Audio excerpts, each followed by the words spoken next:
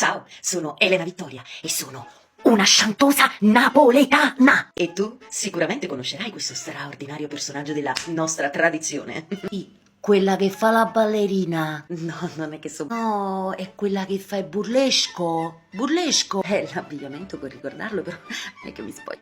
Io non ho mai sentito, mai, mai, mai. E allora, visto che c'è un po' di confusione, mi sembra giusto iniziare delle lezioni di chantoseria. Dunque, dobbiamo tornare indietro nel tempo, dove tutto ebbe inizio, nel 1700 a Londra. Ma io pensavo che era iniziato tutto a Parigi. In realtà tutto ha inizio nel XVII secolo a Londra, quando a scopo pubblicitario nelle piazze c'erano degli artisti che su delle pedane mobili si esibivano cantando, ballando, suonando e improvvisando tutto. Un paio di secoli più in là, durante l'epoca della Belle Époque, fine 800, inizio 900, il caffè Chantant raggiunge il suo massimo splendore nella nostra Paris. Il caffè Chantant era un genere di spettacolo nel quale si eseguivano piccole rappresentazioni teatrali e numeri di arte varia, operette, balletti, giochi di prestigio, canzoni, eccetera, eccetera, nei locali dove la gente consumava bibite e generi alimentari durante lo show. Seguendo lo stile parigino, anche in Italia arrivano i caffè consoeur, che in effetti è la realtà che precede e spiana la strada al famoso e più moderno varietà. Indovinate dov'è che il caffè Chantant è successo più esagerato? A Napoli, è ovvio! Tra i vari artisti del caffè Chantant parigino